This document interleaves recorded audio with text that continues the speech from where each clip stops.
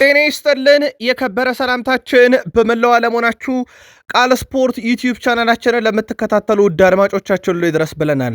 ከእናንተ ከሆነው ቃል ስፖርት ዩቲዩብ ቻናል ለዚህም ሰዓት መርጠን ያሰናዳላችሁን ስፖርታዊ ጥንቅሮች በቅደም ተከተል እንደ ሁልጊዜው እያጋርናችሁ ቆይታ የምናደርግ ይሆናል።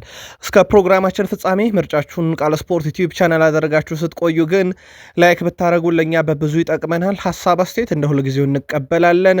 ቃል ስፖርት ዩቲዩብ ቻናላችን ማለዳ 1 ሰዓት ምሽት 2 ሰዓት በዩቲዩብ እንገኛለን። ለዚህም ሰዓት ለእናንተ ውድ አድማጮቻችን ከሀገር ቤት የተወሰኑ መረጃዎችን ይዘናል፣ እናስደምጣችኋለን። በባህር ማዶ የመረጃ ሰዓታችን ታላላቆቹን የአውሮፓ ክለቦች ታላላቆቹን ተጫዋቾች የተመለከቱ በርከት ያሉ ጥንቅሮችን ይዘናል። በማድሪድ ኮንትራት ከማራዘም እስከ ቀጣዩ ጨዋታ አዳዲስ ያገኘናቸው መረጃዎች አሉ፣ ትከታተሉታላችሁ። ላሚን ያማል የገጠመው ነገር አለ፣ ራሽፈርድን ጨምሮ ሁዋን ላፖርታ በጣም አነጋጋሪ ጋዜጣዊ መግለጫቸው ዛሬም ተካቷል። ይህ ብቻ አይደለም። በጣሊያን በጀርመን ለእናንተ ውድ አድማጮቻችን ከዓለም ከዋክብት ሊዮኔል አንድሬስ ሜሲን እና እንደዚሁም ደግሞ ክርስቲያኖ ሮናልዶን የተመለከተም ጥንቅር ይዘናል። ለየት ያለ ነው የሮናልዶ። አብራችሁን ቆዩን። በተወዳጁ የእንግሊዝ ፕሪሚየር ሊግ የመረጃ ሰዓታችንም በርከት ያሉ ስፖርታዊ ጥንቅሮች ተሰናድተዋል። ውድ ቤተሰቦቻችን የእናንተን ሀሳብ መስጫ ሳጥናችን ላይ ጥያቄን ያማከለ ምላሽ በመረጃ ሰዓታችን ይዘናል።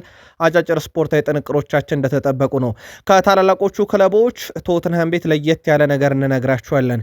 የሲቲውን ኮከብና የቡድን ዜና በማንቸስተር ሲቲ የመረጃ ሰዓታችን እንደዚሁ ዛሬም ለሲቲ ደጋፊዎች እናካፍላለን።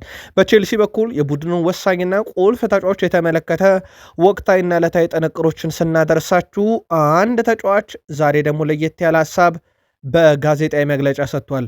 ይሄኛው ሀሳቡ እንኳን ለቅጣት የሚዳረግ አይደለም። የቼልሲ ደጋፊዎች ትከታተሉታላችሁ። በሊቨርፑል የመረጃ ሰዓታችን የቡድኑ ቁልፍ ተጫዋችና የቡድኑ መሪ የሚለው ነገር አለ። በሊቨርፑል ወቅታዊ ጉዳይ ላይም ከዝውውር ጋር አያይዘን የምናደርሳችሁ መረጃ አለ። ለመሆኑ ስሎት የመሰናበት ሁኔታ በዚህ ሰዓት ላይ ምን እየተባለ ነው? ትከታተሉታላችሁ። ሊቨርፑል በዚህ ልክ ትልቅ ክለብ ነው ወይ ብሎም ጥያቄ ያነሳ የሊቨርፑል ተጫዋች አለ። ምክንያቱን እንነግራችኋለን። አርሰናሎች ውድ ቤተሰቦቻችን ዛሬም ጥሩ ቀን አልነበረም። ዛሬም የሚደሰቱበት አልሆነም። ምን ገጠማቸው ዛሬ? ትከታተሉታላችሁ። አርሰናል ቀጣይ የፕሪሚየር ሊግ መርሃ ግብሮችን ቀጣይ የስፖርቲንግ ሊዝበን ጨዋታን በአርሰናል በኩል የፊት መስመር አጥቂው ዮኬሬሽን ከዚህ በኋላ አብቅቶለታል ስለተባለው ተጫዋችና በአርሰናል ቤት ወቅታዊ የጉዳት ዜናዎችም ተሰምተዋል። በአርሰናል በኩል ሌጀንዶችን የምናነሳለን። በርከት ያለ መረጃ ተይዟል። የአርሰናል ደጋፊዎችን ምልከታዎቻችሁን እያጋራችሁን ምርጫችሁ ከኛ ጋር ከሆነ እንዲሁ አመስጋኞች ነን። በማንቸስተር ዩናይትድ የመረጃ ሰዓታችን ከዝውውር ጋር የተያዙ መረጃዎችን እናነሳለን። በክረምት ካመጧቸውን ተጫዋቾች ትልቅ ፍሬ ያፈራ ቡድን ነው። በማንቸስተር ዩናይትድ የመረጃ ሰዓታችንም አንዳንድ ያልተደፈሩ ሪካርዶቹ አሉ። በዚህ ሳምንት ጨዋታ ያላደረገበት ቢሆንም ዩናይትድ ሪካርዶቹንም የጠበቀበት ነው። ተጨማሪ መረጃዎችን ይዘናል። በማንቸስተር ዩናይትድን በኩል እስከ ፕሮግራማችን ፍጻሜ ከቆያችሁን እነኝና ሌሎች የተመራረጡ ርዕሰ ጉዳዮችን ትከታተላላችሁ። ላይክ፣ ሰብስክራይብ እና ሼር ማድረግ እንዳይረሳ። ሀሳብ አስተያየታችሁን በሀሳብ መስጫ ሳጥናችን በፕሮግራማችን ይዘ በመደግፏቸው ክለቦች ልታጋሩን ትችላላችሁ። የእናንተ እንደ ላይክ ለእኛ በብዙ ይጠቅመናልና ላይክ እያረጋችሁ ከቃል ስፖርት ዩቲዩብ ቻናል ጋር ቆዩን። መረጃዎቹን እያካፈልኳችሁ እኔ ቃለኝ። በድጋሜ መልካም ቆይታ ተመኘን። የኢትዮጵያ ፕሪሚየር ሊግ መርሃ ግብር እንዲሁ ፍጻሜውን አግኝቷል። ውድ ቤተሰቦቻችን በ25ኛ ሳምንት ሲደረጉ የነበሩት ማለት ነው። የኢትዮጵያ ፕሪሚየር ሊግ መርሃ ግብር ሁለት ጨዋታዎችን ተመለከተን። አዳማ ከተማ ከነገሌ አርሲ ያደረጉት ጨዋታ አንደኛው ነበረ። ነገሌ አርሲ 2-1 እንዳሸነፈ ዳዊት ተፈራ 51ኛው ደቂቃ፣ እንደዚሁም ርሆቦት ሶሳሎ 96ኛው ደቂቃ ነው የነገሌ አርሲን የማሸነፊያ ግቦች ያስቆጠሩት። አዳማ ከተማን ብቸኛ የማስተዛዘኛ ግብ ዳዋ ሁቴ 79ኛው ደቂቃ ላይ ከመረብ አዋህዶ ነበረ፣ ግን ተጨማሪ ግብ ያስፈልጋቸው ነበረ። ሌላኛው መርሃ ግብር ሐዋሳ ከተማን ከወልዋሎ አዲግራት ዩኒቨርሲቲ ያገናኘው ጨዋታ ነበረ። ጨዋታው 2-2 በሆናቸው ውጤት ተጠናቀቀ። ለሐዋሳ ከተማ ያሬድ ብሩክ 29ኛው ደቂቃ ላይ፣ ሽመልስ በቀለ 94ኛው ደቂቃ ላይ ግብ ያስቆጠረው። በወልዋሎ አዲግራት ዩኒቨርሲቲ በኩል ሁለቱን ግቦች ነጻነት ገብረ መድህን 86ኛው ደቂቃ ላይ፣ ዳዊት ገብሩ 92ኛው ደቂቃ ላይ ያስቆጥረው ሁለቱ ቡድኖች ጨዋታቸውን በሁለት አቻ በሆነ ውጤት አጠናቀዋል። 25ኛ ሳምንት ሁሉም መርሃ ግብሮች ተደርገው ከተጠናቀቁ በኋላ በእርግጥ ኢትዮጵያ ቡናና ቅዱስ ጊዮርጊስ አንድ ተስተካካይ መርሃ ግብር እንዳላቸው ሆኖ ማለት ነው። ከ25ኛ ሳምንት በኋላ ሲዳማ ቡና በ48 ነጥብ የኢትዮጵያ ፕሪሚየር ሊግን ይመራል። ሐዋሳ ከተማ በ41 ነጥብ ይከተላል። ነገሌ አርሲ በተመሳሳይ 41 ነጥብ በአራት የግብ ክፍያ ተበልጦ በ7 ግብ ማለት ነው ሶስተኛ ደረጃ ነው። ኢትዮ ኤሌክትሪክ በ38 ነጥብ አራተኛ፣ መቻል በ37 ነጥብ አምስተኛ ነው። ፋሲል ከነማ 6ኛ፣ ኢትዮጵያ ቡና 7ኛ፣ አዳማ ከተማ 8ኛ፣ ባህር ዳር ከተማ 9ኛ፣ ኢትዮጵያ ንግድ ባንክ 10ኛ፣ ሸገር ከተማ 11ኛ፣ ሀዲያ ሆሳዕና 12ኛ፣ ወልዋሎ ዓዲግራት ዩኒቨርሲቲ 13ኛ፣ ድሬዳዋ ከተማ 14ኛ፣ ወላይታ ዲቻ 15ኛ፣ ኢትዮጵያ መድን 16ኛ፣ ቅዱስ ጊዮርጊስ 17ኛ፣ ሽረ ምድረገነት 18ኛ፣ መቀለ ሰባ እንደርታ 19ኛ እና አርባ ምንጭ ከተማ 20ኛ ደረጃ ላይ ተገኝቷል። የኢትዮጵያ ታሪካዊ ክለብ ቅዱስ ጊዮርጊስ ላለመውረድ እየተጫወተ ነው። 3 የግብ ዕዳ ያለበት 28 ነጥብ ይዞ በ24 ሳምንት ጨዋታ 17ኛ እንዳለ ይታወቃል። የኢትዮጵያ ከፍተኛ ግብ አስቆጣሪነቱንም በነገራችን ላይ አቤል ያለው ነው አሁን የሚመራው የቀድሞ የቅዱስ ጊዮርጊስ ተጫዋች። በሲዝኑ አጋማሽ ግን ጊዮርጊስ በቀጠመው የፋይናንስ ጣጣ ክለቡን ለቆ ሲዳማ ቡናን የተቀላቀለው አቤል ያለው 11 ግቦችን አስቆጥሮ አሁንም የኢትዮጵያ ፕሪሚየር ሊግ ከፍተኛ ግብ አስቆጣሪ ነው። ከ25 ሳምንት በኋላ አዲስ ግዳይ በ10 ይከተለዋል። ታምራት እያሱ 8 አለው። ጌታነህ ከበደ፣ ሲመን ፒተር፣ አህመድ ሁሴን እና ናትናኤል ዳንኤል 7 ግቦችን ይዘው ተከታዮቹን ደረጃ ይዘዋል። የኢትዮጵያ ፕሪሚየር ሊግ 26ኛ ሳምንት ረቡዕ መጋቢት 30 ይመለሳሉ። ወደ ቤተሰቦቻችን ረቡዕ መጋቢት 30 በአዲስ አበባ ስቴዲየም ኢትዮጵያ ቡና ከሸገር ከተማ፣ ቅዱስ ጊዮርጊስ ከኢትዮ ኤሌክትሪክ ሲጫወቱ፣ እንደዚሁ በሐዋሳ ዩኒቨርሲቲ ስቴዲየም ኢትዮጵያ ንግድ ባንክ ከመቀለ ሰባ እንደርታ፣ ሽረ ምድረገነት ከድሬዳዋ ከተማ ሮብ መጋቢት 30 በሚያደርጓቸው ጨዋታዎች የኢትዮጵያ ፕሪሚየር ሊግ 26ኛ ሳምንት እንዲሁም ይመለስ ይሆናል። በአውሮፓ መረጃችን የስፔን ላሊጋን እናስቀድም። ውድ ቤተሰቦቻችን ሄታፌ ከአትሌቲኮ ቢልባኦ ያደረጉት ጨዋታ ተጠናቆ ውጤት እጃችን ላይ ደርሷል። በውጤቱ መሰረት ሄታፌ 2-0 በሆነ ውጤት ድል አድርጓል። የሄታፌን 2 ግቦች ቫስኬዝ 14ኛው ደቂቃ ላይ፣ ሳትሪኒዮ 9ኛው ደቂቃ ላይ ሁለቱን የማሸነፊያ ግቦች ከመረብ አዋህደዋል። በርከት ያሉ የስፔን ላሊጋም ቀሪ መርሃ ግብሮች በቃል ስፖርት ዩቲዩብ ቻናል በቀጣይ የመረጃ ሰዓታችን እናካተታቸዋለን። ይህን መረጃ ለእናንተ ስናደርስ ከስፔን ላሊጋ ጨዋታዎች የተጠናቀቀው ሄታፌ አትሌቲኮ ቢልባኦን 2-0 በሆነ ውጤት ድል ያደረገበት ጨዋታ ነበረ። ሪያል ማድሪድ ደረስን። አንቶኒዮ ሩዲገር ከጉዳቱ ከተመለሰ በኋላ ለቡድኑ ወሳኝ ግልጋሎት እየሰጠ ነው። ምንም እንኳን ወቅታዊ ሁኔታዎች በላሊጋ አጠራጣሪ ቢሆንም የሪያል ማድሪድ ጉዞ ሻምፒዮንስ ሊጉ ግን በጣም ድንቅ ጉዞ ላይ ይገኛሉ። በተለይም ሲቲን ያሸነፉበት መንገድ አሁንም በአውሮፓ ሻምፒዮንስ ሊግ ኃያልነቱ እንደተጠበቀ ይመስላል። ከዚህ ጋርም በተያያዘ በርካቶች የሪያል ማድሪድ የሻምፒዮንስ ሊግ የኃያልነት ጉዞ ብዙ እንዳነጋገራቸው፣ በቅርቡ ደግሞ የኢቫን ራኪቲች ማሳያ ነው። ሪያል ማድሪድ በላሊጋው ደካማ ሲሆን ራሱ ሻምፒዮንስ ሊግ ላይ ምን አይነት ታምር እንዳለው አይታወቅም፣ ድል ያደርጋል ማለት ይታወቃል። ከዚህ ጋር በተያያዘ አንቶኒዮ ሩዲገር በቀጣይ ከክለቡ ጋር ያለውን ኮንትራት ለማራዘም በጣም ተቃርቧል የሚሉ መረጃዎች በስፋት እየወጡ ነው። ማርካም ማረጋግጦታል። ምናልባት ምን አይነት ውል ይፈርማል፣ የአጭር ጊዜ ረጅም ጊዜ ደሞዙስ የሚለው በቀጣይ ይጠበቃል። በዚህ ሳምንት ግን ቡድኑ ሽንፈት እንደደረሰበት ይታወቃል። የላሊጋ የነጥብ ልዩነቱም ከ4 ወደ 7 በባርሴሎና የበላይነት እንደቀጠለ ነው። ላሊጋው በጣም አስቸጋሪ ሁኔታ ውስጥ ነው አሁን ለሪያል ማድሪድ ያለው። የቀሩት 8 ጨዋታዎች ግን እንዴት ይወጡታል የሚል ይጠበቃል። በማዮርካ ነበር የተሸነፉት። ሪያል ማድሪድ በመሸነፉ ከመሪው የ7 ነጥብ ልዩነት ሲሰፋበት፣ በአንጻሩ ማዮርካ ማሸነፉን ተከትሎ ከወራጅ ቀጠና የወጣበትም ነበረ። የፊታችን ማክሰኞ ሪያል ማድሪድ ከባየር ሙኒክ ጋር ደግሞ የሚያደርጉት ጨዋታ በትልቁ ይጠበቃል። ሳንቲያጎ ቤርናቢው ስቴዲየም ላይ የሚደረገው ጨዋታን የሚመሩት አልቢትር ይፋ ተደርጓል። በዚህ መሰረት ዳኛው ማይክል ኦሊቨር ሆኗል። እንግሊዛዊ አልቢትር ሪያል ማድሪድ በማይክል ኦሊቨር እየተመራ 4 የሻምፒዮንስ ሊግ ጨዋታ ሲያደርግ በ3ቱ አሸንፎ በአንዱ ተሸንፏል። በሌላ በኩል ማይክል ኦሊቨር የባየር ሙኒክ ጨዋታን በ7 አጋጣሚዎች መርተዋል። ባየር ሙኒክ በዳኛው እየተመራ 6 ጨዋታ ሲያሸንፍ በአንድ ጨዋታ አቻ ወጥቷል። በአንጻራዊነት ካየን በማይክል ኦሊቨር ስር የማይሸነፈው ሪያል ማድሪድ ባየር ሙኒክ ነው። የሁለቱ ሀያላን ክለቦች ፍልሚያ በትልቁ እየተጠበቀ ይገኛል። ውድ ቤተሰቦቻችን ዘንድሮ በጣም ጠንካራ የሆነው በወጥ ብቃትና አቋም ለሚገኘው ባየር ሙኒክ በላሊጋው ወጣ ገባ የሚለውን ሪያል ማድሪድን ይገጥማል። ሪያል ማድሪድ ደግሞ በምንም አይነት ሁኔታ ውስጥ ሆኖ የአውሮፓ መድረክ ላይ በተለይም በሻምፒዮንስ ሊግ ያለው ሪካርድ ይታወቃልና ይህንን ወሰብሰብ ያለ ጨዋታ ዩኤፋ ለማይክል ኦሊቨር ለእንግሊዛዊ ዳኛ እንዲመሩት ሾሞበታል። የባርሴሎና የፊት መስመር ተሰላፊ ላሚን ያማል የዘረኝነት ጥቃት አስተናግዷል በአትሌቲኮ ማድሪድ ደጋፊዎች። የአትሌቲኮ ማድሪድ ደጋፊዎች በጨዋታውም ያማል በጣም አስቀያሚ ነህ የሚሉ እናም በተለያዩ መንገዶች እንግዲህ ሲሰድቡት የሚያሳዩ ምስሎች ወጥተዋል። በተጨማሪም ወደ ሞሮኮ ተመልሰ ሂድ በማለት የዘር ሐረጉንም በመጥቀስ ስፔናዊ እንዳልሆነ ነግረውታል። ላሚን ያማል በጨዋታው በጣም በብስጭት ውስጥ ሆኖ ስቴዲየሙን ለቆ ሲወጣም ከሃንስ ፍሊክ ጋር ግጭት ውስጥ ገብቶም ከሳቸውም ጋር እንግዲህ የነበረውን ሁኔታ ተመልክተናል። ተጫዋቹ በቅርቡ የስፔን ደጋፊዎች በእምነት ላይ ያደረሱት ጥቃት አውግዞ እንደዚሁም ደግሞ እሱ ላይ ታርጌት ያደረገ ባይሆንም እሱ በሚከተለው ሃይማኖት ላይ የነበረ ጥቃት መሆኑን ተከትሎ ማዘኑን ገልጾ ነበረ። ኒው ስፔናውያን ደጋፊዎች አሁን ደግሞ በአትሌቲኮ ማድሪድ ተገልጠው ወደ ሀገር መሄድ ትችላለህ ብለውታል። ያ የዘረኝነት ጥቃት የደረሰው በእርግጥ ግብፅ ከስፔን ባረጉት ጨዋታ ቢሆንም ሞሮኮዊ መሆኑ ይታወቃል በዘራረግና ወደ ሀገር መሄድ ትችላለህ እያሉት ነበር ትናንት የአትሌቲኮ ማድሪድ ደጋፊዎች። ማርከስ ራሽፎርድ በዚህ ውድድር ዘመን ለባርሴሎና 11 ጎል 10 አሲስት 21 የግብ አስተዋጽኦ ላይ መድረስ ችሏል።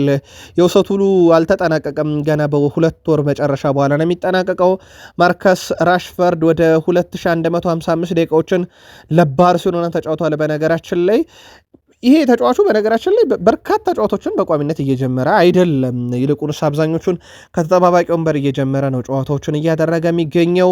ከዚህ ጋር በተያያዘ የቀድሞ የማንቸስተር ዩናይትድ ሌጀንድ ሪዮ ፈርዲናንድ ለእንግሊዝ ብሔራዊ ቡድን ራሱ የሚያስፈልግበት በጣም ወሳኝ ሰዓት ደርሷል። ማርከስ ራሽፎርድ ለእንግሊዝ ብሔራዊ ቡድን ሁሉ ቋሚ መሆን ያለበት በጣም አስደናቂ ተጫዋች ነው። በዚህ ሰዓትም ምርጡ እሱ ነው ማለቱ ይታወቃል። ፎደን፣ ፓልመር፣ ጎርደን ይህንን አይነት ብቃት በሱ ደረጃ አሁን እያሳዩ አይደለም እና ራሽፎርድ በእንግሊዝ ብሔራዊ ቡድን ሁሉ መጫወት የሚችልበት በጣም ድንቅ ብቃት ላይ ይገኛል ለማለቱ ይታወቃል። ለባርሴሎና በወጥ ብቃት ላይ ይገኛል። የኮንትራቱ ጉዳይ ግን አሁንም የተረጋገጠ ነገር የለም። ምናልባት ሁዋን ላፖርታ ዛሬ አንድ የሰጡት ሀሳብ አለ። የባርሴሎና ፕሬዚዳንት ሁዋን ላፖርታ ዣቪ ነበር አይካይ ጉንዶዋንን እንድናስፈርም ከሲቲ የጠየቀን በነፃ በወቅቱ የፋይናንስ ችግር ቢኖርብንም ነገር ግን አሰልጣኛችን ያስፈልገኛል ስላለ ተጫዋቹን አምጥተን እንዳስፈረምንለት ይታወቃል ብለዋል። በእርግጥ ዝውውሩ በነፃ ቢሆንም ግን የደሞዝ ጉዳይን በተመለከተ ሊሉ ፈልገው ነው። እናም ከዚህ ጋር በተያያዘ የፋይናንስ ችግራችን ቢኖርም አሰልጣኙ ስለፈለገ አስፈረመናል ያውም ለዣቪ ብለዋልና ሁለት ነገር ተናገሩ በዚህ ሀሳብ ውስጥ። አንድም ዣቪን ሲንከባከቡት እንደነበረ ዣቪ በቅርቡ ወጥቶ እንደተቻቸው ይታወቃል። አንድ ለሱ የሚሆን ምላሽ። ሁለተኛ ካስፈለገን ተጫዋች እናመጣለን በተለይም ኮንትራት ያለቀ እያሉ ነው። በዚህ ሰዓት ደግሞ እንደዚህ ቅርብ የሆነው ተጫዋች እንደሚታወቀው የሲቲው ቤርናንዶ ሲልቫ እንደሆነ ይታወቃል። ምናልባት እሱን እያሉ ከሆነ እንመለከተዋለን። በባርሴሎና የቡድን ዜና ቤርናል ቁርጭምጭሚት ጉዳት ማስተናገዱን ደግሞ እንዲሁ ሰምተናል። ለሚቀጥሉት 2 ሳምንታት ሜዳ ላይ ይገኝ ይችላል የሚሉ መረጃዎች በስፋት ወጥተዋል። ከዚህ በፊት ለረጅም ጊዜ ጉዳት ላይ ነበረ ተጫዋች እንደነበረ አይዘነጋም። ባርሴሎና ላሊጋውን በ7 ነጥብ ልዩነት ያው መምራቱን አረጋግጧል። በዚህ ሳምንት 8 ጨዋታዎች ይቀሩታል በላሊጋው። ኤል ክላሲኮ ጨዋታም እንዳለ ይታወቃል። እና አርቤዮላ አላለቀም ሊጉ እያሉ ነው። ሃንሲ ፍሊክ ደግሞ በሪያል ማድሪድ መሸነፍ እኔ አይመለከተኝም፣ እኔ ትኩረት የማደርገው እያንዳንዱ የክለቤን ጨዋታ ውጤት ላይ ብቻ ነው፣ የሌሎችን ክለብ ውጤታ ላይም የራሴን የቤት ስራ ሰራለሁ ማለታቸው ይታወቃል። የሳቸው 107 ጨዋታ ቆይታ 300 ግቦች እንደተገኙበት ይታወቃል። ለባርሴሎና 2 ዓመት እንኳን አልሞላቸውም። ለማንኛውም ባርሴሎና ባለፉትም 9 ጨዋታ አልተሸነፈም። ከኒካስል ጋር አንዳቻ ከወጣ ውጪ ሌቫንቴ፣ ቪላሪያል፣ አትሌቲኮ ማድሪድን፣ ቢልባኦን እንደዚሁም ሴቪያ ኒካስልን በመልስ ጨዋታ ሪዮ ቫይካኖ እና አትሌቲኮ ማድሪድን እንደዚሁ ትላንት በላሊጋ ድል ያደረጉበት ያለፉት 9 ጨዋታዎች ውስጥ ማሳያ ነው። በጣም አስገራሚ ጉዞ ላይ ይገኛል ባርሴሎና። በጣሊያን ተጠናቆ ውጤት እጃችን ላይ ደረሳለ። ውድ ቤተሰቦቻችን ይህ መርሃ ግብር ክሮሜንሴን ከቦሎኛ ያገናኘ መርሃ ግብር ነበረ። ጨዋታው በእንግዳው ቡድን ቦሎኛ 2-1 አሸናፊነት ተጠናቋል። ጆ ማሪዮ 3ኛው ደቂቃ ላይ፣ ሮ 16ኛው ደቂቃ ላይ ሁለቱን የቦሎኛ ግቦች ከመረበ ሲያዋህዱ በክሮሜንሴ በኩል ከሽንፈት ያልታደገች ግብ ቦንዛይሊ ነበረ 91ኛው ደቂቃ ላይ ከመረበ ማዋሃደ ችሎ የነበረው ግን ክሮሜንሴን አልታደገም። በዚህ ሳምንት ከነበሩ ጨዋታዎች ደግሞ ፊዮረንቲና ሄላስ ቬሮናን 1-0 ያሸነፈበት ጨዋታ ይጠቀሳል። ዴቪድ ዴሃ በጨዋታው 8 ኳሶችን አድኗል። የጨዋታው ድንቅ ነበረ። ዴቪድ ዴሃ 35 ዓመቱ ለሚገኝ ስፔናዊ ግብ ጠባቂ ነው። በማንቸስተር ዩናይትድ አብዛኞቹ ያውቁታል። ለ12 ዓመታት በዩናይትድ የግቡ ዘብ ሆኖ አገልግሎ ነበረ። ዴቪድ ዴሃ የጨዋታው ኮከብ ተብሎ ተሸልሟል። በቀጣይ ፊዮረንቲናን በጣሊያን ሴሪ ማቆየት ህልሙ መሆኑ እንዲሁ ተናግሯል። ትልቅ ታምር የሚፈልግ ግን ይመስላል። በጀርመንም አንድ ጨዋታ ተጠናቆ ውጤት እጃችን ላይ ደርሷል። ወደ ቤተሰቦቻችን ይህም ጨዋታ በዩኒየን በርሊን እና በሴንት ፖሊን መካከል የነበረ ጨዋታ ነው። ጨዋታው 1-1 በሆናቸው ውጤት ተጠናቋል። የባለሜዳውን ዩኒየን በርሊንን ግብ ኢሊሽ 52ኛው ደቂቃ ላይ ከመረብ ሲያሳርፍ፣ ለሴንት ፖሊን ፔሬራ ሌግ ነበር 25ኛው ደቂቃ ላይ ግብ አስቆጥሮ የነበረው። በሴንት ፖሊን በኩል ጨዋታው ሊጠናቀቅ ጥቂት ደቂቆች ሲቀሩ 93ኛው ደቂቃ ላይ ኢርቬኒ በሁለተኛ ቢጫ ካርድ በቀይ ካርድ ከሜዳ ወጥቷል። የጀርመን ቡንደስሊጋ ብቻ አይደለም አንድ መርሃ ግብርም እየተደረገ ነበር። ይህን መረጃ ለእናንተ ውድ አድማጮቻችን ስናደርስ በማለዳው ጥንቅራችን ሙሉ የጀርመን ቡንደስሊጋ እንደዚሁም የጣሊያንም ጨምሮ በፈረንሳይ ሊግም ቀሪ ጨዋታዎችን አካተ እንደዚሁ በማለዳው ጥንቅራችን የምናመጣቸው ይሆናል። ፈረንሳይ ደረስን። የፒኤስጂ የፊት መስመር ተጫዋች ዲዛየር ዱዌ ሻምፒዮንስ ሊጉን ደግሞ ማሸነፍ እንደሚችሉ ተናግሯል። ሻምፒዮንስ ሊግ ማሸነፍ እንችላለን ያለው ዲዛየር ዱዌ ዳግም ታሪክ መጻፍ እንፈልጋለን፣ በዚህ እርግጠኞች ነን ሲል ተደምጧል። አክሎም ምን ማድረግ እንደምንችል እናውቃለን፣ ውስብስብ ሁኔታ ቢሆንም እንኳን ማስተካከል እንደምንችል እናውቃለን ሲል ተደምጧል። ፒኤስጂ ሮብ ከሊቨርፑል ጋር የአውሮፓ ሻምፒዮንስ ሊግ የሩብ ፍጻሜ መርሃ ግብር እንዳለበት ይታወቃልና ዴዛየር ዱዌ አምና እንዳደረግነው ዘንድሮ ምን ልናደርግ እንችላለን እያለ ነው። ይሄም ቢከብድም እናደርገዋለን ብሏል። በውድድሩ ላይ እንግዲህ ጠንከር ያሉ ክለቦችን ዘንድሮ መግጠም ይጠበቅባቸዋል። አምና አድርገውታል። አምና ካደረጉት አንዱ ሊቨርፑል ነበረ። አሁንም ሊቨርፑልን አግኝተውታል በሩብ ፍጻሜ መርሃ ግብር። የሊቨርፑል ወቅታዊ ሁኔታ በራሱ በጣም አጠያያቂ ነው። ሊቨርፑል ይሄ በአውሮፓ ሻምፒዮንስ ሊግ ያለው ታሪክ ይታወቃል። ከፕሪሚየር ሊግ ክለቦች የሊቨርፑልን ያክል ሻምፒዮን የለም በመድረኩ። ግን በወቅታዊ ብቃት ለፓሪስ ሰን ዠርሜን ፈታኙ ክለብ ነው ወይ የሚለው ግን አጠያቂ ነው። ዲዛየር ዱዌ ዘንድሮም ሻምፒዮንስ ሊግ እያለ ነው። ፒኤስቪ የዋንጫ ባለቤት ሆኗል። ውድ ቤተሰቦቻችን ፒኤስቪ አይንዶቨን የዘንድሮ 2025/26 የውድድር ዓመት የኔዘርላንድ ሊግ አሸናፊ ሆኗል። ፌኖርድ ነጥብ መጣሉን ተከትሎ ፒኤስቪ ገና በሊጉ 29ኛ ሳምንት የዋንጫ አሸናፊ መሆኑ ተረጋግጧል። ሊጉ ገና 5 ጨዋታ ቢቀሩትም ፒኤስቪ በ17 ነጥቦች ሊጉን እየመራ መሆኑን ተከትሎ በሂሳባዊ ስሌት ዋንጫውን አረጋግጦታል። ፒኤስቪ ለተከታታይ 3ኛ የውድድር ዓመት የሊጉ ሻምፒዮን ሆኗል። ፒኤስቪ 27ኛ የኔዘርላንድ ሊግ ዋንጫቸውን አሳክተዋል። ለመሆኑ ባለፉት 3 ተከታታይ ዓመታት ዋንጫ ሲያነሱም ፒተር ቦዚያስ በትልቁ ይጠቀሳሉ። ፒኤስቪ አይንዶቨንን እያሰለጠኑ ነው። 2023/24፣ 24/25፣ 25/26 ሶስቱንም ተከታታይ ዓመት የኔዘርላንድ ዋንጫን ማሳካት የቻሉም አሰልጣኝ ሆነዋል። ሊዮኔል ሜሲ ከኢንተር ማያሚ ጋር ድንቅ ጊዜን እያሳለፈ ነው። በቃል ስፖርት ዩቲዩብ ቻናል በማለዳው ጥንቅራችን አብዛኞቻችሁ ተከታትላችሁታል። እንደውም ጥያቄም ስትልኩልን ነበር ከሜሲ ጋር በተያዘ አካሁን አካተኗል የእናንተን ጥያቄ። በጭንቅላቱ ግብ ያስቆጥሮ በጣም ድንቅ ምሽት ነበር ያሳለፈው ሊዮኔል ሜሲ በኢንተር ሚያሚ አጠቃላይ 95ኛ ጨዋታውን ያደረገው 83 ጎል 43 አሲስት ላይ ደርሷል። 126 የግብ አስተዋጽኦ አለው። በምሽቱ ጨዋታ አንድ ጎል ከማስቆጠርም በተጨማሪ 3 ኢላማውን የጠበቀ ሙከራ አድርጓል። አንድ ብረት መልሶበታል። 3 ቁልፍ ኳሶችን አቀብሏል። 28 የተሳኩ ፓሶች ነበሩት። 6 የተሳኩ ድሪብሎችን ከ6 የድሪብሎች 5 ተሳክቷል። 70 የኳስ ንክኪ ነበረው። በጣም ድንቅ ምሽት ነበር ያሳለፈው። በነገራችን ላይ በጨዋታው ላይ ሮናልዶ ናዛሪዮ ዴሌማም ተገኝቶ እንደዚሁ ሲመለከተው ነበረ። ሊዮኔል አንድሬስ ሜሲ ድንቅ ጊዜን እያሳለፈ ነው፣ ምንም ጥርጥር የለውም። በቀጣይ ያው በዓለም ዋንጫ ይጫወታል ተብሎ እየተጠበቀ እንደሆነ ይታወቃል። በርካቶችም ሜሲ የመጨረሻውን የአርጀንቲና ቆይታውን በዓለም ዋንጫ ለመመልከት በትልቁ እየጠበቁት እንዳሉ እንደዚሁ የሚዘነጋ አይደለም። ከሮናልዶ ጋር ወደ ተያዘው መረጃ እንሻገር። በጣም አስገራሚ መረጃ እንንገራችሁ ውድ ቤተሰቦቻችን። ፖርቱጋላዊ ተጫዋች ክርስቲያኖ ሮናልዶ ከአሜሪካ ጥያቄ ቀርቦለት እንደነበር የቀድሞ የአልናስር ቃል አቀባይ ሳዊድ አልሳራሚ አረጋግጠዋል። ክርስቲያኖ ሮናልዶ ጥያቄ ቀረበለት። አሁን ሜሲ ከሚጫወትበት ክለብ ኢንተር ማያሚ መሆኑም ተረጋግጦ 1.4 ቢሊዮን ዶላር ደሞዝ ቀርቦለት ነበር። ወደ ቤተሰቦቻችን የክለቡ ፕሬዝዳንት ለሮናልዶ በቀጥታ ደውለው የኢንተር ሚያሚው ፕሬዝዳንት ደውለው እንደነበረና ሮናልዶ ውድቅ በማድረግ አልናስር ለመቀጠል ውሳኔ መወሰኑን ነግሯቸዋል። አሜሪካው ፕሬዝዳንት ዶናልድ ጄ ትራምፕም ጭምር እኛ እየፈለግን ነው፣ ለምን በሊጋችን መታ አትጫወትም ሲሉ ጥያቄ አቅርበውለት እንደነበረ ተረጋግጧል። ሮናልዶ ታማኝ ሰው ሲሉ የገለጹት ታዲያ አልሳርሚ እሱ ለአልናስር የፋይናንስ ወጪዎችን ሸፍኖ ነበር በአንድ ወቅት ብለው ሮናልዶ ያደረገው ይህ ብቻ አይደለም አይግራማችሁ እያሉ ነው። አልናስር የኤሲያ ፍቃድ ለማደስ የገንዘብ እጥረት ገጥሞት በነበረ ሰዓት ሮናልዶ ከኪሱ የአልናስርን ክፍያ ከፍሏል።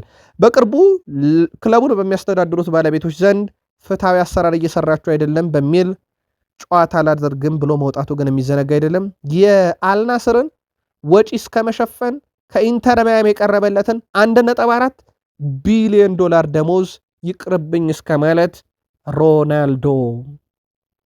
ሮናልዶ በሳውዲ አረቢያ ሊግ አጠቃላይ እያደረገ በሚገኘው እንቅስቃሴ 100ኛ ጨዋታውን በሳውዲ ሊግ ብቻ አድርጓል። በሊጉ ብቻ ነው፣ ይሄ ሌሎችን አያጠቃልልም። 97 ጎል 18 አሲስት አለው። 41 ዓመቱ ነው። በነገራችን ላይ አንድ ተጫዋች እንደ ሮናልዶ አሁን ያለበት ግብ ላይ ለድረስ ቢል እንኳን በጣም አስቸጋሪ ነው። ለአብነት ያክል አንድ ተጫዋች ለ16 ዓመታት በእያንዳንዱ 16 ዓመት 60 ጎል ቢያስቆጥር ከ960 አይሻገርም። ሮናልዶ 967 ነው ያለውና ክርስቲያኖ ሮናልዶ ባለፉት 3 አስርት ዓመታት ከ2001 እስከ 2010 206 ግብ፣ ከ2011 እስከ 2020 550 ግብ፣ ከ2021 እስከ 2030 211 ግብ አስቆጥሯል። በ3 ተከታታይ 10 ዓመታት ሮናልዶ 200 ሲደመር ግብ ያስቆጠረ በታሪክ ምድራችን ላይ ብቸኛው ተጫዋች ነው። ሮናልዶም ልክ እንደ ሊዮኔል አንድሬስ ሜሲ ሁሉ የመጨረሻ የዓለም ዋንጫውን በቀጣይ በአሜሪካ፣ በሜክሲኮ፣ በካናዳ አስተናጋጅነት በሚደረገው ውድድር ላይ ያደርጋል ተብሎም እንዲሁ በትልቁ እየተጠበቀ ይገኛል። በጣም ድንቅ ጊዜን ግን እያሳለፈ ነው። ውድ ቤተሰቦቻችን ከቃል ስፖርት ዩቲዩብ ቻናል ለእናንተ ውድ አድማጮቻችን መርጠን ያሰናዳላችሁን ስፖርታዊ ጥንቅሮች በቅደም ተከተል እያደረስናችሁ እንደሆነ ይታወቃል። አብራችሁን ካላችሁ ላይክ አድርጉን። የእናንተ አንድ ላይክ ለኛ በብዙ ስለሚጠቅመን ሀሳብ አስተያየት እንቀበላለን። ዛሬም አጋሩን ከፕሪሚየር ሊግ የመረጃ ሰዓታችን ጋር መልካም ቆይታ። በድጋሚ ፍራንክ ላምፓርድ ኮቬንትሪን ይዘው ወደ ፕሪሚየር ሊጉ እየተንደረደሩ ነው። አሁን ከተከታያቸው ሚልዋልን እንዲሁ ያላቸው የነጥብ ልዩነት 11 ደርሷል። ውድ ቤተሰቦቻችን ፍራንክ ላምፓርድ ኮቬንትሪ ሲቲ ኖቬምበር 2004 የተረከቡት 17ኛ ደረጃ ነበር ሲረከቡት። አሁን በ11 ነጥብ ለፕሪሚየር ሊጉ ሊያበቁት በጣት የሚቆጠሩ ጨዋታዎችን ብቻ እየጠበቁ ነው። ፍራንክ ላምፓርድ በፕሪሚየር ሊግ ተጫውተዋል። በቼልሲም በሲቲም ብርቃቸው አይደለም መጫወት፣ ማሰልጠንም ቢሆን ብርቃቸው አይደለም። ግዙፉን ቼልሲ በአሰልጣኝነት መርተዋል። ለሳቸው ግን ይህ ታሪካዊና ለየት ያለ ነው። የሻምፒዮንሺፕ ክለብ ለፕሪሚየር ሊግ ያበቃሉና በጣም ድንቅ ጊዜን እያሳለፉ ይገኛል። ኬረን ትሪፔ በቀጣይ ኒካስል ዩናይትድን በነፃ እንደሚለቅ ተረጋግጧል። በውድድር ዓመቱ መጨረሻ እንግሊዛዊ ቀኝ መስመር ተመላላሽ አዲስ ህይወትን ለመጀመር ፓይሶችን እንደሚለቅ ተረጋግጧል። መዳረሻውን በተመለከተ ግን እስካሁን የተባለ ነገር የለም። በቀጣይ ከወኪሉ ጋር ሆነው አዲስ ክለብ ያፈላልጋሉ። በፕሪሚየር ሊግ ይቆያል ወይንስ ከፕሪሚየር ሊግ ውጭ የሚለው ግን በቀጣይ ይጠበቃል። ሌላኛው የበርንማውዝ አሰልጣኝ አንዲ ኤራኦላ በሳውዝሃምፕተን እና በአርሰናል ጨዋታ ሴንት ሜሪ እንደነበሩ ተረጋግጧል። ምክንያታቸው ግልጽ ነው። ውድ ቤተሰቦቻችን ቀጣይ ተጋጣሚያቸው አርሰናል ነው በፕሪሚየር ሊጉ። እናም በርንማውዝ አሰልጣኝ የአርሰናል ሁኔታ ገምግመው በሳውዝሃምፕተን ሲሸነፍ አይተው ተመልሷል ወደ ሜዳቸው በርንማውዝ ቪታሊቲ። ቅዳሜ በሊጉ ከአርሰናል ጋር ይጫወታሉ። የቅዱሳኖቹ ሳውዝሃምፕተኖች ጉዞ በጣም አስገራሚ ነበር። አርሰናልን ከረቱ በኋላ በነገራችን ላይ ከ1975-76 በኋላ አስቶን ቪላ እና ዩናይትድን በተከታታይ የፕሪሚየር ሊግ ተሳታፊ ክለቦችን ካሰናበቱ በኋላ አሁን ደግሞ ፉልሃምና አርሰናልን በተከታታይ የለንደን ክለቦችን ረትተዋል። ያኔ ዋንጫ ሲበሉ 1975-76 ባለድል ነበሩና አሁንስ 2025-26 የሚለው ግጥምጥሞሹ ይሰራላቸው የሆነው የሚለው በትልቁ ይጠበቃል። ሮቤርቶ ዲዘርቢ በቶትናም አሰልጣኝ ብቻ እንዳልሆኑ ተረጋግጧል። እሳቸው በቶትናም ያላቸው ሹመት ከበድ ያለ ነው። እንደውም በማንቸስተር ዩናይትድ የምናውቃቸው ሰር አሌክሳንደር ቻክማን ፈርጉሰን እንደነበራቸው አይነት ስልጣን አላቸው ይላል ጋዜጣ ዴሎ ስፖርት። ጣሊያናዊ ሰው በቶትናም ሆትስፐርስ ከዚህ ቀደም ሰር አሌክሳንደር ቻክማን ፈርጉሰን በዩናይትድ እንደነበራቸው ዝውውር ላይ መወሰን፣ መልመላ፣ የክለቡን የእግር ኳስ አቅጣጫ ወዴት ይሂድ በሚሉ ትልልቅ ውሳኔዎችም ላይ ጭምር የመወሰን ስልጣን ነበራቸው። ይሄም ለቶትናም አሰልጣኝ ሮቤርቶ ዲዘርቢ አሁን ተካቶላቸዋል ተብሏል። እሳቸው ደግሞ በአንጻራዊነት ክለቡን ማትረፍ ካልተረፈም ወርዶ ከታች ይዞ መምጣት በትልቁ የሚጠበቅባቸው ሂደት ነው። በጣም ውዱ ተከፋይ ሰው ቶትንሃምን አትርፈው በቀጣይ ዓመት ደግሞ የተሰጣቸውን ከአሰልጣኝነት የዘለለ ግዙፍ ስልጣን ተጠቅመው ቶትንሃምን ወደ ቀደመ ቢግ ሲክስነት ትልቅ ስሙና ወደ ዋንጫ ተፎካካሪነት ይመልሱታሉ የሚለው በትልቁ ይጠበቃል። ሼርኪ ስራዬን አቅልሎልኛል እያለ ነው አንቶኒዮ ሴሜኔ። የሲቲ መረጃ ሳለይ ደርሰናል ማለት ነው። ውድ ቃል ስፖርት ዩቲዩብ ቻናል ደጋፊ ቤተሰቦቻችን በዛው ግን ላይክ እንድታረጉን በትህትና እንጠይቃለን። ለመረጃ ምንጮቻችን ከልብ እያመሰግን ለእናንተም ለአድማጭ ተመልካቾቻችን መረጆችን ስናደርስ ላይክ ብታረጉን ለእኛ በብዙ ይጠቅመናልና ላይክ እያረጋችሁ አበረታቱን። የማንቸስተር ሲቲ የፊት መስመር ተጫዋች አንቶኒዮ ሴሜኔ ሪያን ሼርኪ ያለው ተሰጥኦ ያስገርማል ነው ያለው። ሼርኪ ከዓለም ምርጥ ተጫዋቾች አንዱ ነው ሲል የገለጸው ሴሜኔ እሱ ከኳስ ጋር ምን ማድረግ ይችላል የፈለገውን ሁሉ ብሏል። አክሎም ሼርኪ ባለው ብቃት ሜዳ ላይ ስሬን እኔን አቅልሎልኛል ብሏል። የመጀመሪያ ልምምዴን አስታውሳለሁ። እሱ አስገራሚ ተሰጥኦን ሲያስመለክት አየሁት እና ይህ ምን አይነት ተጫዋች ነው ብዬ ራሴን ጠየቅኩ። ፈጽሞ የተለየ ተጫዋች ብሏል። ሪያን ሼርኪ ቴክኒካል ብቃቱ አይታማም። እንደውም ወደ ሲቲ ሲመጣ ደጋፊዎች ኳስ በያዝኩ ቁጥር ቆመ ያጨበጭባሉ ብሎ ነበረ። አሁን እያደረጋቸው ያለው እንቅስቃሴ እውነት ላይ መናገር በጣም አስደናቂ ናቸው። ግን ከተቃራኒ ክለብ ሲቲ ላይ እንግዲህ ያነሳሳል፣ የሚያደርጋቸው ነገሮች ትንሽ ያናዳሉ በሚል ወቀሳ እየቀረበበት ግን እንደሆነ ይታወቃል። የሲቲው ኮከብ ኤርሊንግ ብሮት ሃላንድ ገና በ25 ዓመቱ ገደማ 28 ሃትሪክ አለው። ከእድሜው የሚበልጥ ማለት ነው። ውድ ቤተሰቦቻችን አስገራሚው ከእድሜው የሚበልጥ ሃትሪክ መስራቱ አይደለም፣ ገና በ25 ዓመቱ 28 ሃትሪክ መስራቱ ግን ፍጹም የተለየ ነው። አስደናቂ ሪከርዱ ቀጥሏል። አሁን ይሄን ሪከርድ የሚደርስ ቀጣይ ትውልድ ማን ነው የሚለው ግን በቀጣይ ይጠበቃል። እነ ላሚን ያማል እድሜያቸው ገና ነው፣ ይሄን የማድረግ አቅሙ አላቸው ወይ የሚለው ግን በትልቁ የሚነሳ ጉዳይ ነው። ሃላንድ 28 ሃትሪክ ገና በ25 ዓመቱ።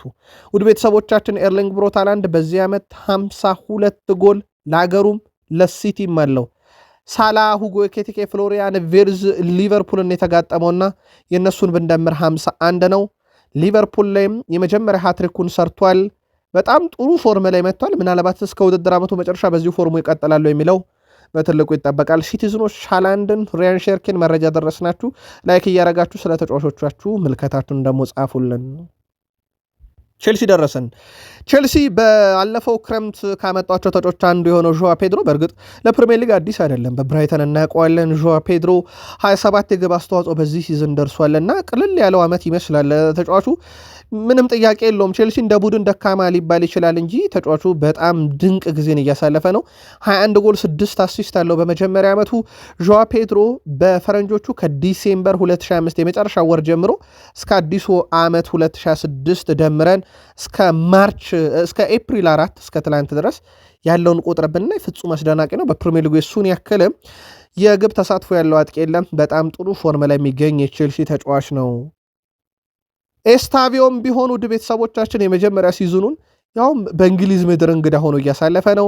ኤስታቪዮም በፕሪሚየር ሊግ አዲስ ክብረ ወሰንም ይዟል። ከቡካዮ ሳካ በመቀጠል በእድሜ ትንሹ ተጫዋች ሆኗል። በኤፍኤ ካፕ ግብ የሚያስቆጠረ አሲስትም እያደረገ በዚህ ዓመት አጠቃላይ ይሄ ወጣቱ ተጫዋች 10 የግብ አስተዋጽኦ አለው በሁሉም መድረክ። ለቼልሲ 8 ጎል ናቸው፣ 2 አሲስት ናቸው። በጣም ጥሩ ፎርም ላይ ይገኛል። ዊሊያም ኤስታቪዮ ተቀይሮ ገብቶ እንኳን 1 ጎል 1 አሲስት 3 ትልቅ የግብ ዕድል የፈጠረ 4 ቁልፍ ኳስ ያቀበለ 2 ኢላማውን የጠበቀ ሙከራ የሞከረ ተጫዋች ነውና በጥቂት ደቂቃ ውስጥ የፈጠረው ተጽዕኖ ቀላል የሚባል አይደለም። በዛ ላይ ደግሞ ገና በመጣበት ዓመት ነው ይሄንን ያደረገው። ሌላኛው ወጣት ተጫዋች ሪያን ካቡማ በቼልሲ ቤት የመጀመሪያ ጨዋታውን ማድረግ ሲችል ከሰሞኑ ቼልሲ ቤት ያው ተጫዋቾች የሚሰጡት መግለጫ አነጋጋሪ ነበር። እንደውም ጁሊያን ሌስኮት በሌላ ቋንቋ የሚናገሩት ነገር የሚተረጎም አይመስላቸውም እንዴ ብሎ ኤንዞ ፈርናንዴዝን ወርፎት ነበረ። ማርክ ኮሪያን በእርግጥ ሀሳብ አጋርቷል። የሱ ሞር ሚዛናዊ ነው በሚል እንደታለፈ ይታወቃል። ማርክ ኮሪያም አሁን ጥሩ ደረጃ ላይ ይገኛሉ። ነገር ግን በዚህ ሰዓት ምርጡ የግራ መስመር ተከላካይ የዓለማችን ኑኖ ሜንዴሽ የፓሪስ ሰን ዠርሜኑ ፖርቱጋላዊ ተጫዋች ነው ሲል ተደምጧል። ሊቨርፑል ደረሰን። ወቅታዊ ነገሮች ለሊቨርፑል ጥሩ አይደሉም፣ ምንም ጥያቄ የለውም። ያምናው ሻምፒዮን እንዳምና ሻምፒዮንነት ብቻ ሳይሆን ዘንድሮ በተፎካካሪነትም ደረጃ በጣም የተቸገረበት ዓመት ሆኗል። ራሳችንን ማዘጋጀት አለብን፣ ከባድ ጨዋታ ነው የሚጠብቀን ብሏል ቨርጅል ቫንዳይክ። የመርሳይዱ ክለብ ሊቨርፑል አምበል ቨርጅል ቫንዳይክ ለሲቲ ሽንፈት የክለቡን ደጋፊዎች በይፋ ይቅርታ ጠይቋል። ደጋፊዎች ራሳችንና አሰልጣኙን አንገት አስደፍጠናል ያለው ቫንዳይክ ላሳየነው ነገር ደጋፊዎችን ይቅርታ መጠየቅ ብቻ ነው የምችለው ብሏል። ስለ ፔሲጂ ጨዋታ ያነሳው ቨርጅል ቫንዳይክ እነሱ አሁን እኛን እየጠበቁን ነው፣ አርብ ጨዋታቸውን ለማየት ሞክረናል ብሏል። አክሎም ራሳችንን በስነ ልቦና ማዘጋጀት አለብን፣ ምክንያቱም በጣም ከባድ ጨዋታ ነው የሚጠብቀን ብሏል። ከሻምፒዮኖቹ ጋር እንደሚፋለሙ ይታወቃል። ለማንኛውም የፕሪሚየር ሊጎቹ ሻምፒዮን ከአውሮፓ ሻምፒዮኖቹ ጋር የሚያደርጉትን ፍልሚያ እንደሆነ ይታወቃል። ሊቨርፑል በዚህ ልክ ትልቅ ክለብ አይመስለኝም ነበር ያለው ደግሞ ሁጎ ኤኪቲኬ ነው። የሊቨርፑል የፊት መስመር አጥቂ ሁጎ ኤኪቲኬ ሊቨርፑል ውስጥ በመገኘቱ ደስተኛ መሆኑን ተናግሯል። ሊቨርፑል ትልቅ ክለብ እንደሆነ አውቅ ነበር ያለው ኤኪቲኬ በዚህ ልክ ትልቅ ይሆናል ብዬ ግን በጭራሽ አልገመትኩም ነበር ብሏል። አክሎም ሊቨርፑል ቤተሰባዊ ክለብ ነው፣ አዲስ ተጫዋቾች እጁን ዘርግቶ ይቀበላል፣ እንዴት መቀበል እንዳለበትም ያውቃል ብሏል። ሊቨርፑል ውስጥ በሆነ በጣም ደስተኛ ነኝ፣ ኩራት ይሰማኛል ያለው ሁጎ ኤኪቲኬ በዚህ ዓመት በተቻለን መጠን ሲዝኑን በጥሩ ሁኔታ ማሳለፍ እንድንጨርስ ወይም የቀሩትን ጨዋታዎች እድል እንድናደርግ የተቻለኝ ሁሉ ወጣለሁ ብሏል። አሁን ባለው ወቅታዊ ብቃት ግን በክለቡ ደስተኛ ያልሆኑ ደጋፊዎችን የምንክስበት አጋጣሚም ከፊታችን አለ ሲል የአውሮፓ ሻምፒዮንስ ሊግ ድልን የሀገሩ ክለብ ላይ ለማወጅ ዝግጁ መሆኑን ተናግሯል። በቡድን ዜና ከኮናቴ ጋር በተያዘ ድርድሩ ምንም ፈቅ አላለም። ውድ የሊቨርፑል ደጋፊዎች በቃል ስፖርት ዩቲዩብ ቻናል የምትገኙ ከዚህ ጋር በተያዘ ታዲያ ተጫዋቹ በቀጣይነት የት ይሄዳል በሚል መረጃዎች ቢወጡም ዘ አትሌቲክ ግን ከሪያል ማድሪድ ጋር በተያዘ አሁንም ምንም የተደረገ ውይይትም ድርድርም የለም ብሏል። እንዳልኳችሁ ግን የሪያል ማድሪድ ንግግር አንዴ ነው። ምናልባትም ባለፈው ክረምት ላይ ያደረጉት ንግግር እንደ በቂና ኮንትራቱን ካላደሰ ዝውውሩ ይጠበቃል በሚል ሂደት ላይ ሊሆን ይችላል ተብሎ ይገመታል። ያለንም መረጃ ያንን ነው የሚያመለክተው። መልቀቁ የሚቀር አይመስልም። መዳረሻው ማድሪድ ሞር ካልሆነ ፓሪስ ሰን ዠርሜን ይጠበቃል። ታዲያ አርሰናሎች ሊቨርፑሎች ገበያውን እያዩት ይገኛሉ። ለአብነት ያክል የአርቢ ላይፕዚጉ የ3 ዓመት ተከላካይ ካስቴሎ ሉክባ አንደኛው የሊቨርፑል እቅድ ነው። 80 ሚሊዮን ዩሮ የውል ማፍረሻ አለው። ኮናቴ ከለቀቀም ተመራጭ ሆናል ተብሎ ይታሰባል። በእርግጥ እንደ ጀሬሚ ጃኩዌቴም ያለ ተጫዋች ማስፈረማቸው የሚዘነጋ አይደለም። በሊቨርፑል በኩል የሊቨርፑል ደጋፊዎች ቃል ስፖርት ዩቲዩብ ቻናል መረጃ የምንከታተለው ስሎት ተባረረ ሰበር ዜና የሚል ለመስማት ነው የሚሉ ተከታታይ ሀሳቦችን በሀሳብ መስጫ ሳጥናችን ላይ ስናነብ ነበረ እና ጉዳዩን ለማጠራጠረት አድርገናል። ይህን መረጃ እስካጠናቀርንበት ሰዓት ድረስ ለእሳቸውን ለማሰናበት እንኳን የተቀመጠ ቅድመ ሁኔታ እንደሌለ አረጋግጠናል። ኢቨን የፓሪስ ሰን ዠርሜኑን ጨዋታ ቢሸነፉ እንኳን ተብሎ የተቀመጠ ቅድመ ሁኔታ የለም። ሊቨርፑል በሁሉም ውድድሮች ባረጋቸው ያለፉት 7 ጨዋታ 4ቱን ተሸንፏል። በ3ቱ ጨዋታ 2ቱን ድል አድርጎ አንዳቸው ወጥቷል። ሊቨርፑል ያሸነፈው ጋላታሳራይን 4-0 ነው። እሱም በጣም አስገዳጅ ጨዋታ ነበር፣ የማሸነፍ ግዴታ ነበረበት። ከዛ ውጭ በወልቭስን ያሸነፈው የፕሪሚየር ሊጉን ግርጌ ክለብ ሊቨርፑል ለመጨረሻ ጊዜ ውድ ቤተሰቦቻችን በተመሳሳይ እንደዚህ አይነት 15 ሽንፈቶችን በሁሉም መድረክ ያስተናገደው በብሬንዳን ሮጀርስ ዘመን ነበረ። አሁን ከ10 ዓመት በኋላ በስሎት ስር ይሄን ያደርጓል። የእሳቸው ስንብትን መስማት ይፈልጋል ሊቨርፑል ላይ ግን ይሆናል ተብሎ አይጠበቅም። ለማንኛውም የፊታችን ረቡዕ ሊቨርፑል ከፓሪስ ሰን ዠርሜን ፓርክ ደ ፕሪንስ ምሽት 4 ሰዓት ጨዋታ ይደረጋል። የሊቨርፑል ሞር የዋንጫ ተስፋ ከተባለ ከፕሪሚየር ሊግ ይልቅ ሻምፒዮንስ ሊግ ትክክለኛው አማራጭ ይሆናል ተብሎ ይጠበቃል። ለአርሰናል ቅዳሜም እሁድም ውድ ቤተሰቦቻችን ተመሳሳይ ነገር ነው የተፈጸመው። ውድ ቤተሰቦቻችን ተመሳሳዩ ነገር ምን እንደሆነ ልንገራችሁ። ቅዳሜ በሳውዝሃምፕተን በሴንት ሜሪ የወንዶቹ ቡድን ከኤፍኤ ካፕ ተሰናበተ። አርሰናላውያን እንጽናናበታለን ብለው የጠበቁትም ጨዋታ በተመሳይ ኤፍኤ ካፕ ነበር። ይሄም ጨዋታ በሴቶቹ ኤፍኤ ካፕ ነበረ። የአውሮፓ ሻምፒዮንስ ሊግን ለእንግሊዝ ያስተዋወቀው ብቸኛው ያውም ደግሞ ያስተዋወቀው የአርሰናል ሴቶች ቡድን በኤፍኤ ካፕ ግን በብራይተን 2-0 ተሸንፈው ሴቶቹም ተሰናብተዋል። ወንዶቹ 2-1 ተሸንፈው ሲሰናበቱ የአርሰናል ደጋፊዎች ይሄ የተከፉትን መካሻ ይሆናል ተብሎ የተጠበቀውም ጨዋታ በሴቶቹም ዛሬ ባልተጠበቀ ሁኔታ ተሰናብተዋል። አርሰናል በቀጣይ የሚያደርጋቸው ተከታታይ ጨዋታዎች በፕሪሚየር ሊጉ የዋንጫ ጉዞን በተመሳይ እንደሚያውጁ ይታወቃል። ያ መጥፎ ታሪክ ራሱን እንዳይደግም በርካቶች የሰጉበት የ3 ዓመት ታሪክ 1 ብሎ ከሳውዝሃምፕተን እንደጀመረ ይታወቃል። 2 ብሎ በርንማውዝ ደርሷል። ቀጣይ ከበርንማውዝ ጋር ነው ጨዋታ የሚደረገው። የፕሪሚየር ሊግ 32ኛ ሳምንት 33ኛ ሳምንት ከሲቲ ይጫወታሉ። ከዛ ኒካስል፣ ፉልሃም፣ ዌስትሃም፣ በርንሌ እንደዚሁም ክሪስታል ፓላስ። እነኚህ ውድ ቤተሰቦቻችን ወደ 8 የሚጠጉ ጨዋታዎች እንግዲህ 7 የሚጠጉ አርሰናል እጅ ላይ ካሉ ጨዋታዎች አንድ የሲቲ ጨዋታ ብቻ ነው አርሰናል ከለንደን የሚወጣው ወደ ኢታድ ሲሄድ። ከዛ ውጪ ሁሉንም ጨዋታ ወይ በሜዳው ኢታድ ወይ እዛው ለንደን እየተዘዋወረ ነው የሚያደርገው። ይህን እድል ተጠቅሞ አርሰናል የፕሪሚየር ሊግ ዋንጫ ከ22 ዓመት በኋላ ያ ከኢንቪንሲብሉ አርሰናል ከሃይበሪ በኋላ ያሳካዋል የሚለው በትልቁ ይጠበቃል። አርሰናል ከስፖርቲንግ ሊዝበን ጋር ጨዋታ ያደርጋል። በነገራችን ላይ ከሜዳ ውጭ ስለሚያደርግ ጨዋታውን ያ ውሃ ሰማያዊውን መለያ ለብሶ እንደሚጫወት አረጋግጠናል። ቪክተር ዮኬሬሽም የቀድሞ ክለቡን ይገጥማል ማለት ነው ስፖርቲንግ ሊዝበንን። አምና በዚህ ክለብ ያደረገው ነገር እጅ ባፍ የሚያስጭነው በርከት ያሉ ግቦችን ያስቆጠረበት በዓለም ዙሪያ ካሉ ግዙፍ አጥቂዎች ጋር በአውሮፓ እነ ሃሪ ኬን እነ ኪሊያን ምባፔ እነ ሃላንድ ጋር የተፎካከረበት ዓመት እንደነበረ ይታወቃል። አሁን የአርሰናልን መለያ ለብሶ የቀድሞ ክለቡን ይገጥማል። ቪክተር ዮኬሬሽ ለአርሰናል በሁሉም ውድድሮች 17 ጎሎችን አስቆጥሯል። በአጠቃላይ ለአርሰናል 19 ግብ አስተዋጽኦ አለው። የቀድሞ ክለቡን ሲገጥም አርሰናልን የአውሮፓ ሻምፒዮንስ ሊግ ዋንጫ በታሪክ ለመጀመሪያ ጊዜ ያሳኩ ዘንድ ግቡ ያስፈልጋል። የቀድሞ ክለቡ ላይ ምሕረት የለሽ ይሆናል ወይ? በዚህ ሳምንት አርሰናልን በኤፍኤ ካፕ ሊታደግ ተቀይሮ ገብቶ 1 ጎል ቢያስቆጥርም ክለቡ ተጨማሪ ግብ አስፈልጎት እንደነበረ ግን ይታወቃል።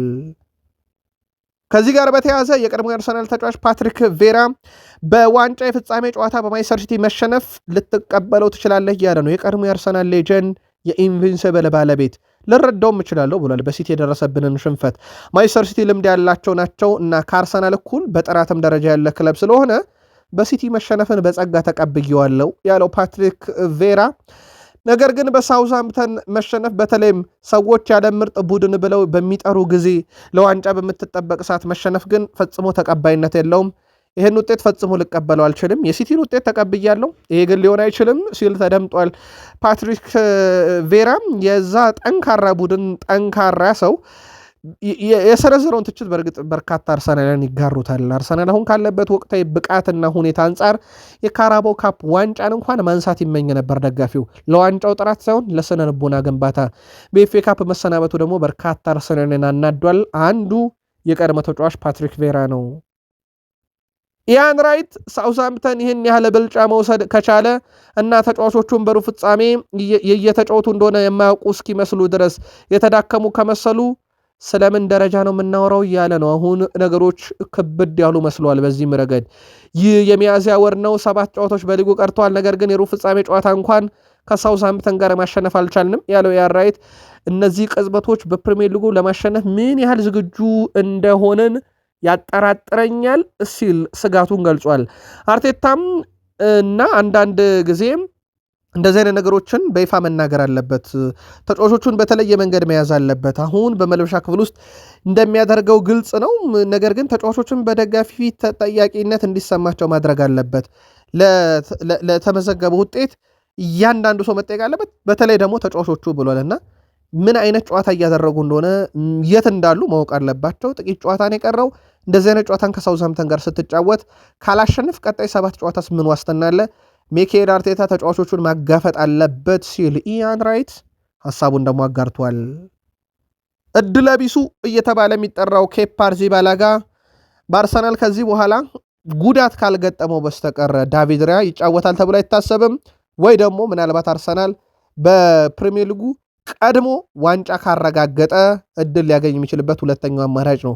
ከዛ ውጭ ግን ተጫዋቹ የጥሎ ማለፍ ሁለቱም ጨዋታ ላይ ተጫውቷል። በፍጻሜው ካራባው ካፕ በሰራው ስህተት ኒኮ ራይሌ ግብ አስቆጥሮም ቡድኑ ለሽንፈት ዳርጓል በሚል ተተቸ። ሚኬል አርቴታ ግን ሌላ እድል ባገኝ አደርገዋለሁ ብለው በኤፍኤ ካፕ ማጫወቱት ክለቡን አልታደገም። ከኤፍኤ ካፕ አርሰናል ተሰናበተ። ከጥሎ ማለፍ ዋንጫዎች ጋር በተያዘ ኬፓ ጥሩ ሪከርድ እንደሌለው ይታወቃል። ያው ውድድር ዓመቱ በአንጻራዊነት አብቅቷል ተብሎ ነው የሚታሰበው። እንዳልኳችሁ አርሰናል ቀድሞ የፕሪሚየር ሊግ ዋንጫን ካላረጋገጠና ዳቪድ ራያ ካልተጎዳ በስተቀር ጉዳትን ካነሳን ሚኬል አርቴታ የማጋሌሽ ነገር ትንሽ አሳስቦኛል እያሉ ነው እሳቸው። ተጫዋቹ ጥሩ ስሜት አልተሰማውም፣ ቀይሩኝ አለ። አንድ ተጫዋች ደግሞ ቀይሩኝ ብሎ ከወጣ ነገሮች ጥሩ አይመስሉኝም። ለማንኛውም ተጫዋቹ ነው ቀይሩኝ ብሎ ያስወጣ ነው ብሏል። ጉልበቱ ታስሮ አይተናል። የጉዳቱ መጠነኛ ነው የሚሉ መረጃዎች ከአርሰናል በኩል ቢወጡም ቀጣይ ስፖርቲንግ ሊዝበን ጨዋታ ላይ ግን ስለመገኘቱ የተረጋገጠ ነገር የለም። ሚኬል አርቴታም ትንሽ ጥሩ አልመሰለኝም ብቻ ብለው አልፈውታል በጉዳዩ ላይ ሲጠየቁ። ከዛ ውጭ እሳቸው የኑኖ ማዱኬን ጉዳይ ሲጠየቁም ለረጅም ጊዜ አይደለም ሲጫወት ታዩታላችሁ ብሏል። ምናልባት የስፖርቲንግ ሊዝበኑ ጨዋታ በሚል ስም አልጠቀሱም፣ ግን በትልቁ ይጠበቃል በዛ ጨዋታ ላይ ሊገኝ የሚችልበት እድል እንዳለም እሳቸው በገደምዳሜውን ቢሆን ተናግረዋል እና ጠብቁት ብለዋል ለአርሰናል ደጋፊዎች። በተለይም በዛ ቦታ ላይ በጣም ጥሩ ነው መሰለፍ አለበት በተባለ ሰዓት ጉዳት ያስተናገደ የአርሰናል ተጫዋች እንደነበር ይታወቃል። ማንቸስተር ዩናይትድ በአማካኝ ክፍል በተከላካይና እንደዚሁም ደግሞ በቀጣይነት በሌሎች የሜዳ ክፍሎች ላይ ደግሞ በግራ የማጥቃት ኮሪደር ላይ የሚጫወት በቀኝ እግሩ የሚጫወት ተጫዋች እቅዶቻቸውን ነው ይታወቃል። ሞር ትኩረት እየሳበ ያለው ግን አሁንም የአማካኝ ስፍራው ነው። ከዚህ በፊት ካዜሜሮ ብሩኖ ጉማሬሽን ሪኮመንድ አድርጎ ነበር ለዩናይትድ ሰዎች ቢያስፈርሙት በጣም የተሻለ እንደሚሆን። ዩናይትድ በዝርዝር ውስጥ አለ፣ ግን ገፍቶ ሄደበት ሞር ሳንድሮ ቶናሊ ላይ ነበረ። ብሩኖ ፈርናንዴዝ ደግሞ ከካዜሜሮ በተቃራኒ ነው። ብሩኖ ፈርናንዴዝ በጣም ከሚያደንቃቸው ተጫዋቾች ውስጥ አንዱ የዌስትሃም ዩናይትዱ ማቲያስ ፈርናንዴዝ እንደሆነ ተናግሯል። በማንቸስተር ዩናይትድ ቤት እንግዲህ በቀጣይ ከብሩኖ ከኮቢ ሜኖ ጋር የሚጣመረው አማካይ ማን ይሁን በሚል ሁሉም የራሱን ምልከታ እያጋር ነው። ብሩኖ ግን የማቲያስ ፈርናንዴዝ አድናቂ ሆኖ ብቅ ብሏል። ከማንቸስተር ዩናይትድ ጋር ስሙ እየተያዘ የሚገኘው ታዲያ ማቲያስ ፈርናንዴዝ በአማካኝ ስፍራ ላይ በጣም ድንቅ ተጫዋች ነው። እሱም በተቃራኒው ደግሞ ከብሩኖ ብዙ ነገር እንደሚመለከትና ብሩኖን እንደሚያደንቅ ተናግሯል። ሁለቱም የሚደናነቁ ሰዎች በአንድ የሜዳ ክፍል በዩናይትድ እናያቸው የሆነው የሚል ይጠበቃል። በተለይም ዌስትሃም ዩናይትድ የሚወርድ ከሆነ ለዩናይትድ በጣም ቀላሉ ዝውውር ይሆናል ተብሎ ይታሰባል። ዩናይትድ ግን ዌስትሃም ወረደም ተረፈም በዛ ቦታ ላይ ማቲያስ ፈርናንዴዝ ሆነም ሳንድሮ ቶናሊ ተጫዋች ማምጣቱ የሚቀር አይደለም። ከ100 ሚሊዮን ፓውንድ በላይ ግን ዩናይትድ በዛ ቦታ ላይ ማውጣት አይፈልግም። እንደ ምክንያት የሚጠቀሰው ደግሞ ዩናይትድ አንድ ሳይሆን ሁለትና ከዛ በላይ ተጫዋቾችን ማምጣት ስለሚፈልግ ነው። ሴን ላመንስ ወደ ዩናይትድ ከመጣ በኋላ በርካታ ለውጦች አሉ። በተለይም ደግሞ ሴን ላመንስ በማንቸስተር ዩናይትድ ለቋሚነት ስፍራ ተብሎ የተጠበቀ ተጫዋች አልነበረም፣ ግን የኦናና ብቃት ከዛ በላይ ዩናይትድን ሊያሻሽል አይችልም ተብሎ ስለታመነ ወደ ቋሚነት መጣ። ሴን ላመንስ ለማንቸስተር ዩናይትድ ተሰልፎ መጫወት ከጀመረበት ጊዜ አንስቶ ማንቸስተር ዩናይትድ ሽንፈት ያስተናገደውም በ3 ጨዋታዎች ብቻ ነው። በቋሚነት ቡድኑን ማይክል ካሪክ ከያዙት በኋላ ደግሞ በትልቁ ተጫዋቹ መሻሻል ተመልክቷል። እንዳጠቃላይ የቡድኑ የማንቸስተር ዩናይትድ መሻሻል ራሱ ተጫዋቹን አግሎቶታል። ከዛ ውጪ የቡድኑ ከፍተኛ ግብ አስቆጣሪዎች እነ ብሪያን ቤሞን ብናይ በዚህ ዓመት የመጡ ናቸው። ማቲያስ ኩኘ እንደዚሁም እየተቀየረ እየገባ ቡድኑን የሚታደገው ቤንያሚን ሼሽኮም ያለፈው ክረምት ፈራሚዎች ነበሩ። ዩናይትድ በዚህ ክረምትም እንዲህ አይነት ፍሬያማ ዝውውሮችን የማድረግ እቅድ ወጥኖ ይዞ በርከት ያሉ ስራዎችን እየሰራ እንደሆነ ይታወቃል። ማንቸስተር ዩናይትድ ከኤፍኤ ካፕ በጊዜ ነው የተሰናበተው። በእርግጥ ከካራባው ካፕን በጊዜ ነው የተሰናበተው።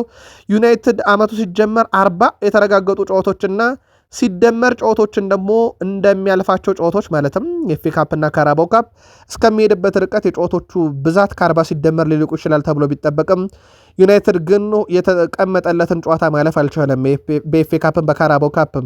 ነገር ግን ዩናይትድ ባይጫወትም አሁንም ሪካርዱ በእጁ ነው። ለአብነት ያክል በግማሽ ፍጻሜ በርካታ ጊዜ የተገኘ እንግሊዝ ክለብ በኤፍኤ ካፕ ዩናይትድ ነው። 32 ጊዜ ግማሽ ፍጻሜ ተገኝቷል።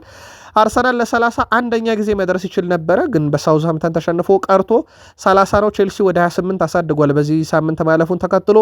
እንዲሁም ማንቸስተር ሲቲ ማለፉን ተከትሎ 21ኛ ጊዜ ግማሽ ፍጻሜ የተገኘ ቡድን ሆኗል። የዩናይትድ ከፍተኛው ነው። ማንቸስተር ዩናይትድ ተጫዋቾች ግን ቀጣይ ዓመት እንዲሆን አንፈቅድም፣ ተመልካች የምንሆንበት ዓመት ሳይሆን ለዋንጫ የምንፋለምበት ዓመት እንዲሆን እንፈልጋለን ብሏል። ለዚህም የሰሞኑ የዲያጎ ዳሎ የቤንያሚን ሼሽኮ ሀሳቦች ማሳያ ነው። ማቲያስ ኩኛም ቢሆን ይሄ በየሳምንቱ እያረፉ ከመጮት ይልቅ በጣም በተወሳሰበና በተጨናነቀ ሳምንት ውስጥ ማለፍ የተሻለ ነው ማለቱ የሚዘነጋ አይደለም። ማንቸስተር ዩናይትድ አሁን በፕሪሚየር ሊጉ 3ኛ ደረጃ ነው ያለው። የአውሮፓ ሻምፒዮንስ ሊግ ትኬትን መቁረጥ በሚችልበት ደረጃ የፊታችን ሰኞ ቀጣይ ማለት የነገ ሳምንት ማለት ነው ከሊድስ ዩናይትድ ጋር በፕሪሚየር ሊግ በሚያደርገው ጨዋታ ዩናይትድ ከዓለም አቀፉ ረፍትና ከአንድ ሳምንት የኤፍኤ ካፕ ረፍት በኋላ እንደሚመለስ ይታወቃል። ቃል ስፖርቶች ነበርን። ከወደዳችሁ ላይክ አድርጉን፣ አበረታቱን። ለሀሳብ አስተያየታችሁ አመስጋኝ ነን። ሰኞ ማለዳ በስፋት ተመልሰን እንድንመጣ ግን ላይክ አድርጉን። የአሁኑን አበቃን።